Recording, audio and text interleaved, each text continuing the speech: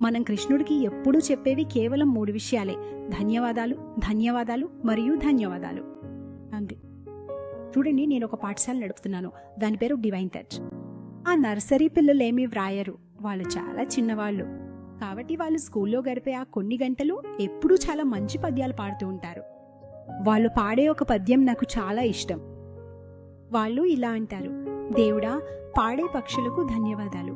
దేవుడా, మేము తినే ఆహారానికి ధన్యవాదాలు. మరియు దేవుడా, ఇంత మధురమైన ప్రపంచానికి ధన్యవాదాలు. మరియు దేవుడా, అన్నింటికీ ధన్యవాదాలు అని అంటారు. వాళ్ళు అన్నింటికీ అని చెప్పేటప్పుడు గట్టిగా అరుస్తారు పిల్లలు, దేవుడా అన్నింటికీ ధన్యవాదాలు అని. నా క్యాబిన్ నుండి నేను అది ఎప్పుడూ వింటూ ఉంటాను. నాకు అది చాలా ఇష్టం.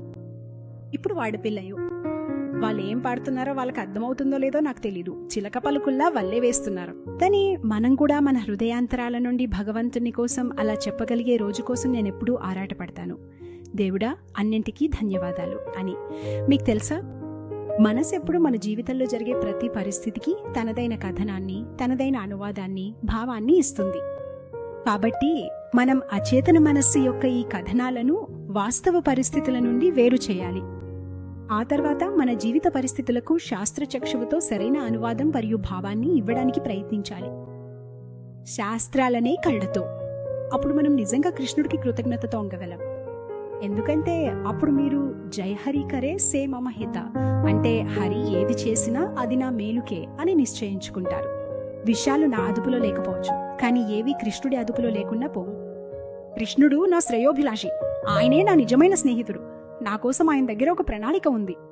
ఏ రోజైతే మనం దీన్ని మన హృదయాంతరాల నుండి చేయగలమో మనం నిజంగా సంతోషంగా, నిజంగా ఆనందంగా ఉంటాం. కృష్ణుడు మన పట్ల ఎంత దయగా ఉన్నాడో దాని లోతును మనం అప్పుడు నిజంగా అర్థం చేసుకుంటాం. ధన్యవాదాలు, ధన్యవాదాలు, ధన్యవాదాలు కృష్ణ, అన్నింటికీ ధన్యవాదాలు.